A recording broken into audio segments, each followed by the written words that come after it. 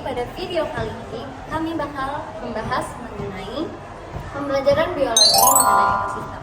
Di mana ekosistem ini ada membahas juga kan tentang rantai makanan, dari makanan dan juga piramida makanan. Di mana kali ini kami juga bakal menjelaskan mengenai piramida makanan. Nah, sebelumnya nih kita bahas dulu yuk apa sih ekosistem? Arisa bisa bantu aku? Boleh. Jadi ekosistem merupakan suatu sistem ekologi yaitu yang terbentuk dari hubungan timbal balik antara makhluk hidup dengan lingkungannya ataupun sesama makhluk hidup. Yaitu yang penting itu inti dari ekosistem itu membutuhkan satu sama lain untuk saling melengkapi. Begitu ya. Lalu tadi kan aku udah bahas nih tentang ekosistem itu apa. Lalu yang tadi udah dibilang di awal-awal kalau kami bakal ngebahas mengenai piramida makanan. Jadi piramida makanan itu apa sih, Alen? Jadi piramida makanan ini merupakan representasi grafis yang menggambarkan hubungan antara tingkat trofik dalam suatu ekosistem kita ini. Jadi dalam piramida makanan juga menggambarkan bagaimana sih suatu energi dan juga nutrisi ini berpindah dari organisme satu ke organisme lainnya. Nah, sesuai namanya nih, namanya kan piramida makanan. Berarti bentuknya itu berbentuk segitiga ya.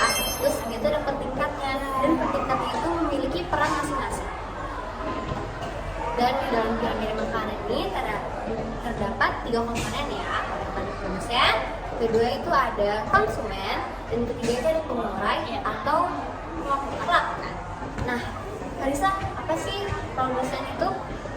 Nah, jadi yang kita ketahui bersama, kalau produsen itu berarti yang menghasilkan nilai, berarti untuk dibilang rantai makanan berupa hewan, berarti si produsen itu berupa tumbuhan, berarti itu ada pepohonan, ada tumbuhan yang menjadi suatu energi untuk konsumen berikutnya. Ada konsumen tingkat 1, konsumen tingkat 2, dan konsumen tingkat ketiga. Jadi cara si produsen membuat makanan itu melalui yang namanya proses fotosintesis.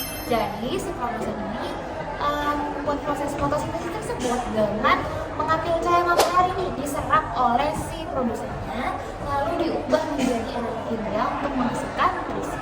Oh gitu ya. Iya. Aku jadi ngerti nih. Nah, selanjutnya aku bakal bantu Karisa menjelaskan apa sih itu konsumen. Jadi sebelumnya konsumen itu terbagi menjadi 3 ya. Pertama ada konsumen tingkat pertama, konsumen tingkat kedua, dan juga konsumen tingkat ketiga. Nah, aku akan menjelaskan apa sih itu konsumen tingkat pertama. Konsumen tingkat pertama merupakan hewan yang memakan tumbuh-tumbuhan atau tanaman sebagai pendapatan energi untuk diri mereka.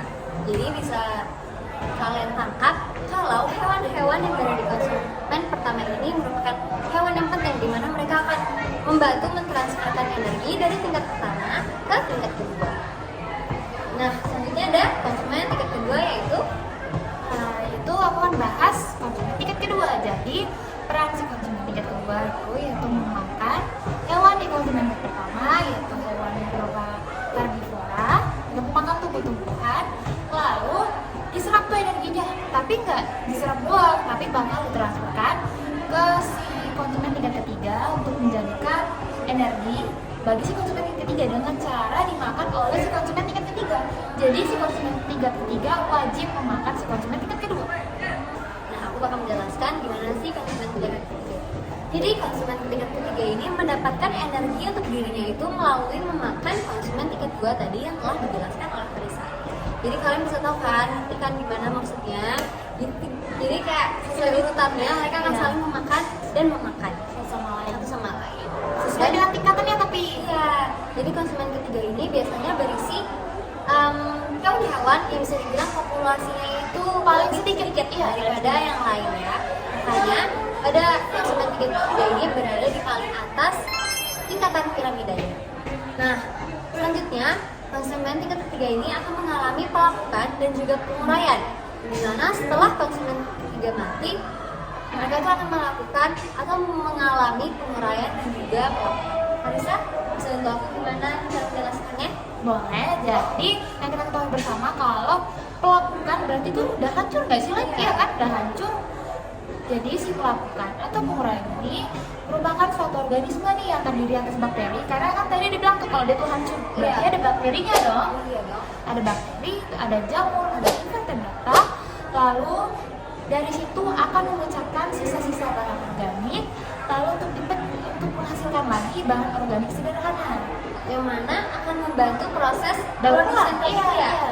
Dia bakal mendaur ulang lagi. Jadi yang tadi tuh melakukannya tuh bisa buat jadi nutrisi untuk di dalam tanah untuk ditanami si produsen tadi. Yang paling pertama itu tumbuh-tumbuhan. Jadi setiap langkah dan setiap tahapnya tuh memiliki manfaat ya untuk Iya. orang lain. Dari awal yaitu produsen menghasilkan makanan untuk Iya. konsumen satu, lalu konsumen satu menjadi makanan konsumen tiga, dan konsumen tiga mendapatkan makanan dari konsumen dua, lalu konsumen tiga melakukan Iya. penguraian sehingga membantu tanaman tadi untuk menghasilkan makanan yang lebih baik lagi ya. Iya. Nah, jadi kita bisa simpulin ya teman-teman, kalau setiap tahap-tahapan tingkat trofik yang berbeda tadi itu sangat bermanfaat untuk satu sama lain. Iya. Itu dia inti dari pembahasan kita kali ini. Nah, lalu kami akan menjelaskan gimana sih bentuk dari piramida makanan dan juga langsung saja. Nah, ini dia bentuk dari piramida makanan. Sedangkan pada tahap pertama itu ada produsen, di mana ada pohonan, tanaman-tanaman dan juga tumbuhan. Lalu ke konsumen tingkat pertama yaitu di atas produsen yang memakan si produsen yaitu tumbuh-tumbuhan, ada ulat, lalu ada tikus dan yang lain-lain.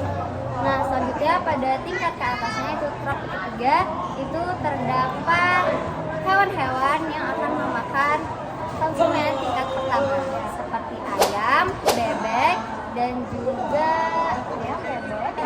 katak.